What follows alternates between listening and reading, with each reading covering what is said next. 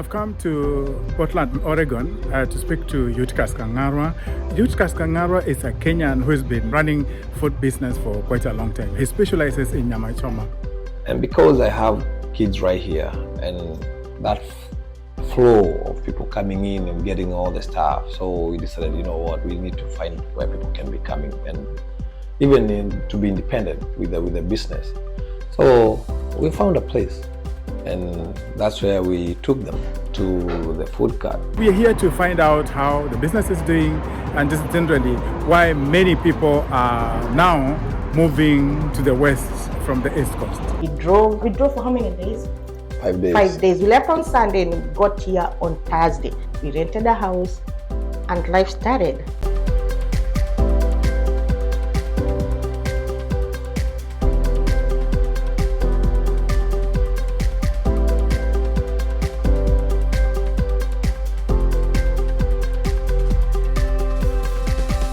I've come to Portland, Oregon to speak to Eutychus Kang'arwa. Eutychus Kang'arwa is a Kenyan who has been running food business for quite a long time. He specializes in nyama choma for special events. And like many Kenyans, Eutychus recently relocated to the West, and he's continuing with his business. So I'm here to speak to him about why many people are relocating to the West, but more specifically, how has his business has been. So we are here to find out how the business is doing and just generally why many people are now moving to the West from the East Coast. My name is Chris Wamalwa, and stay with us as I bring you stories from the West.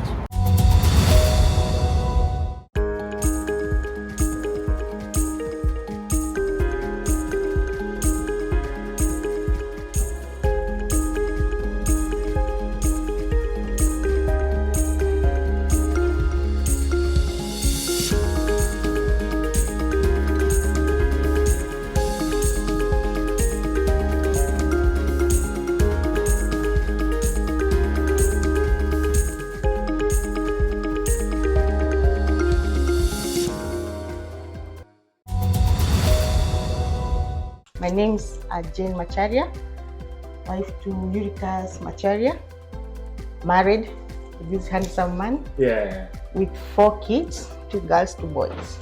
Awesome. Yes. Mm-hmm. So many Kenyans, families are moving from the East Coast to the West. You're one of those families. Yeah. What made you want to move? Okay. The first thing that made us move is that, okay, we were talking with people and they were telling us how they are doing over here. And okay, when we moved from New Jersey, we went to Connecticut. I don't know whether you know that. Yes. We went to Connecticut. Oh, you did, eh? Okay. Yeah, we went to Connecticut after COVID, yeah. So we were trying to buy a house, and it was so difficult for us. So one day after Christmas, we were sitting down eating breakfast, and we are like, okay, what is going on? I think we need to move to other states and see how people are doing, because when we listen to people, we have friends in other states and they are telling us how they are doing. So we were like, okay, can we try? So one of the states that came in our mind was Seattle, because most of the people are moving from other states to Seattle. So we were like, okay, we can move to Seattle. And then we're like, okay, we need to look for a day, and we go and see what people are doing there and see if we can have a chance over there. So when we came to Seattle, okay, one of my friends again called me and told me that there's another state. I didn't know about Oregon before. And then she was like, there's another state over there again where people again are moving from Seattle going to Oregon. And I'm like, what is in Oregon? I want to go and find out. So we decided with my husband, we have to go. So we looked for a day, we boarded a plane, and we came. When we came here, we didn't know nobody. So we started calling people in New Jersey, in Connecticut. If you know somebody, please connect us. And one of my friends connected me to the bishop, where I go to church. And he's the one who connected me to people. He was like, okay, he started giving me numbers, and I started calling people. So when I started talking to people, now they're the one who are telling me, oh, when you come here, there's a lot of opportunity. It's easier to buy a house. They don't look how many years you have stayed. They don't look at, as long as you are working, you are earning, you are able to get a house. I'm like, oh, that's good, because when I went to Connecticut, I tried to look for a house and they were like, you have to stay in that state for an year so that you can get a house. So I'm like, oh, so here it's easy. So that Sunday we went to church and we meet a lot of Kenyans, and there are a lot. I talked to everybody. They're like, what are you doing over there? You need to go and pack and come. I'm like, oh wow, it's so easy. Is that easy? So we came back. Which month was it? Was it in May? Yeah, in May. It was in May. And then we are like, oh no, we're not gonna stay. We just wanna wait for the kids to close school, and we pack and come. So that's what we did. He came first because he had a car. We have 2 cars, so he had to come to bring 1 car first, and then he came back again, and then we packed everything. We didn't leave nothing over there. We drove. By the way, we drove. We drove for how many days? 5 days. 5 days. We left on Sunday and we got here on Thursday. So we drove, we came here, we got a house, we rented a house, and life started. And I can see a change. Since we came, there's a change. God has been good. We have seen the hand of God. And I'm encouraging people, they should come. Awesome. So when you're talking to your friends from church, what kind of work were they mostly, especially Kenyans? What was it that they were doing mostly? Oh, okay. When you come here, you get a house and you put, there's some like group homes, and the others are APD, where they put old people. They take care of old people or people with disability. So you buy a house, you go to the state, and according to the kind of job you want, if you want an APD or you want a group home, DD, they call it a DD. So they look for people and they keep it for you, and life continues. And I know you guys have been working on that. Yeah. How is the process here compared to the distance? I think the process, it's quicker here. By the way, I don't know whether it's me, because when I was there, I didn't have that thing in mind. Yeah, I didn't have that thing. I didn't hear anybody. Yeah. Talking about to put a business of human. Yes. DDD or yeah, but like I think over here it's easier and quick. Yeah. The people we have here, even in the church, 75% of every people members we are there in the church, they have their own businesses of this group. So people are doing good. Yeah. So when we came here and we saw all these, my wife was like, she was trying to gather her dots, and they're not coming together. So she told me, I need to be there than to be here. Yeah, because here I'm employed and I'm making nothing. But over there, if you have one business, we are making like $20,000 or $30,000 a month. A profit. That's profit after expenses.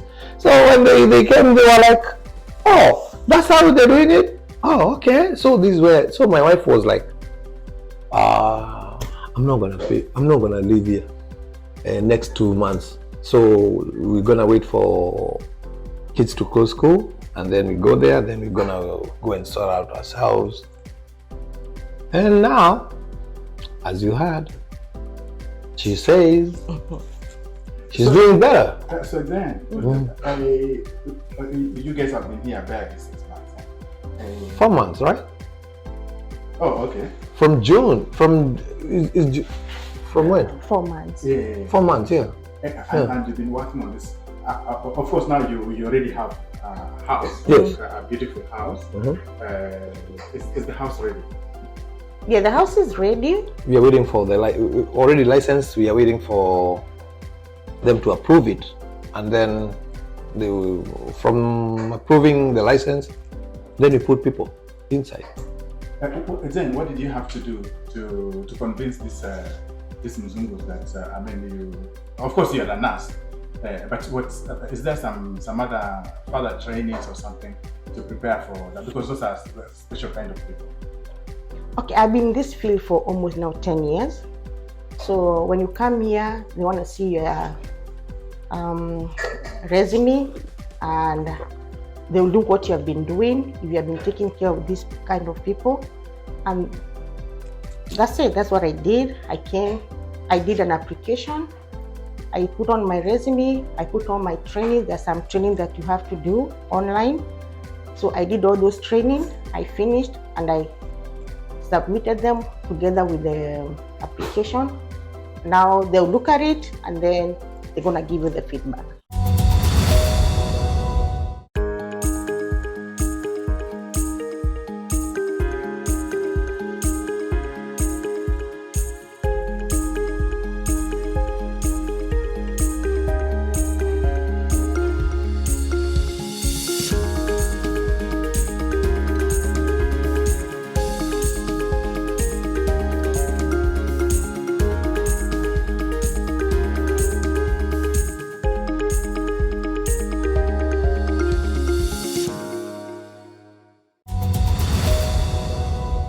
Latha Foods, actually, what I can say, Latha Foods is working well.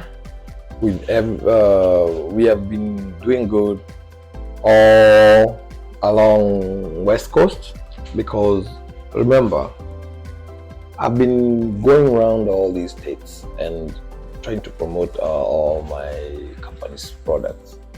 And right now, within those 4 months, people have been coming to this place, my house, where people coming to go around and buy the meat and all that stuff. This is where we do the barbecue. You see, they've been coming here. So it came a point it's like too much customers coming here to get the meat and the fish. So I told them, you know what, I had just to sit down with my wife and discuss about how we can find a place to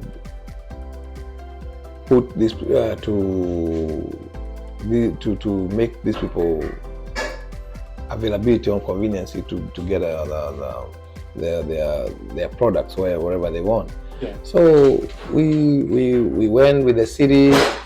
We talked with the city. They told me what I'm supposed to do. So I had to go and find a food cart. So from food cart, because it's a restaurant, there's too much overhead for a restaurant. So because I have kids right here, and that flow of people coming in and getting all the stuff, so we decided, you know what, we need to find where people can be coming and even to be independent with the business. So we found a place, and that's where we took them to the food cart, whereby everybody is enjoying. Actually, Jane and Chris, you came there.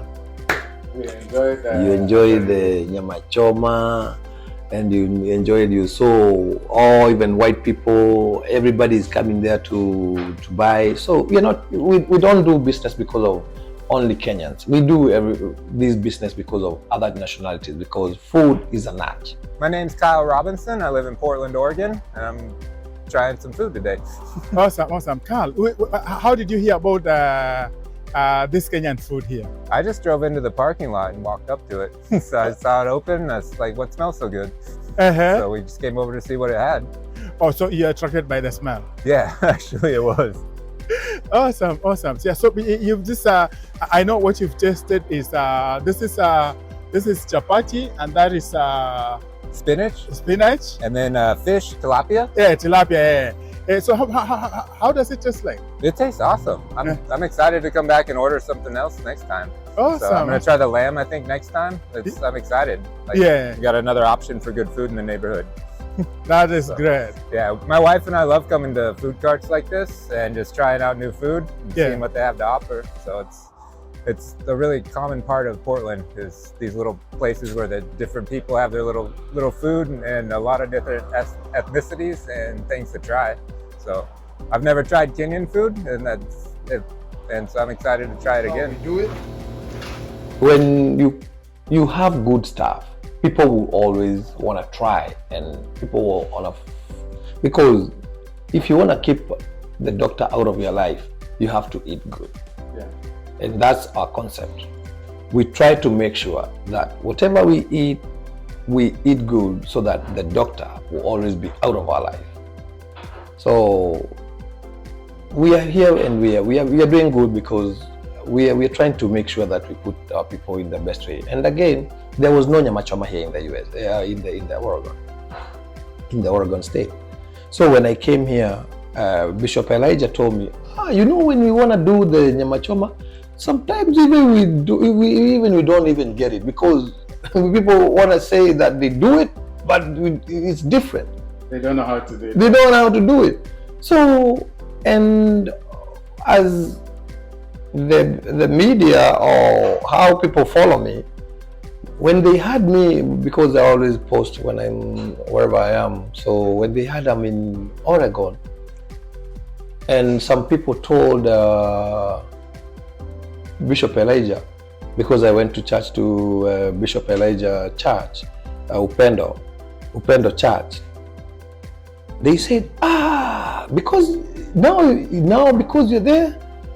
They called Bishop Elijah, people who know Bishop Elijah, because I posted. So when they called him, they told, you have the king of Nyamachoma there. Why are you not doing the barbecue there? Hey, so he told me. So he convinced my wife and I, and allowed my wife. She was he convinced my wife. What are you waiting for? You better be in here. Start immediately. Because we need that Nyamachoma. Again, they used to drive all the way to Seattle to go buy nyama over there. Yes. So when they heard that he's here, they're like, oh, you're not gonna drive now, for 2 hours to go get a nyama. So we're gonna just call. We will call, and within a minute we are there. So when we heard that, we are like, oh, that's an opportunity. Now people are not going to be driving like for 2 hours. We are here, and that's what. Okay, we are like, okay, let's go and try over there, because that is his passion. He really loved that. He loved cooking. He loved doing the barbecue. So he was like, oh my God, let me go there and do it. Then the story of the diaspora, I would always say, is the story of migration. It takes courage to move from Kenya to a new place, to America. I always say that the people who take chances like you are the people who break new countries. The people who are watching you, Kenya, but most specifically, your friends in the East Coast, you're talking about moving your family and starting up opportunities for you and your family. For those people now on the East Coast who maybe are also, things are not working out so well, because I'm even told the payment for nurses is different on the East Coast and here also. What would you tell them if they're thinking of also starting their journey to the West? To relocate. Yeah. What I would tell them, it's a good thing. When they come here, they will not regret. I've been here for 4 months, and it's like I'm starting my new life. Because when I look at myself, since I came to America, now I'm going to almost 13 years. And what I have achieved in those 4 months, it's a lot. So I'm like, if I came here those times, when I came to America, if I landed I'm not gonna regret, but if I came here those 10 years, I think I would be very far, but it's okay. That was the plan of God. So I would tell them they should come here and try and see it. They're not gonna regret it. And those young, ambitious Kenyans back in Jamhuri, some have to filed up for green card to also start to take a chance to come to find the American dream, what's your message to them? My message is they should land in Oregon or Seattle, but mostly Oregon because that's where I am and I've seen it. Yeah, they should come here and start their life over here. Now you've integrated with the Kenyan community. Of course, Kenyan community is very supportive for the most part. Oh yeah. How do you think, how is it going? It's good because most of them who I've met, they are very helpful. Yeah, when you want to know something, like when we came here, we didn't know how to start, how to buy a house, how to start this business. So they were able to help us, and they told us, or they were telling from this step where you go, what you do, and it's working. Yeah. Awesome. King of Nyamachoma, my brother. You're a man of people. That's obvious. How is the Kenyan community in Oregon so far? They're so friendly. Here in Connecticut, here in Oregon, people are friendly. The community, they're so supportive. They always help you with all the needs you need. And here is not like other place, because people here, they want to hear that. People here in Oregon, the story of what they talk about, when are we coming to open your house with prayers? That's the language. The language is about, when are we coming to open your house? Yeah, that's the main point.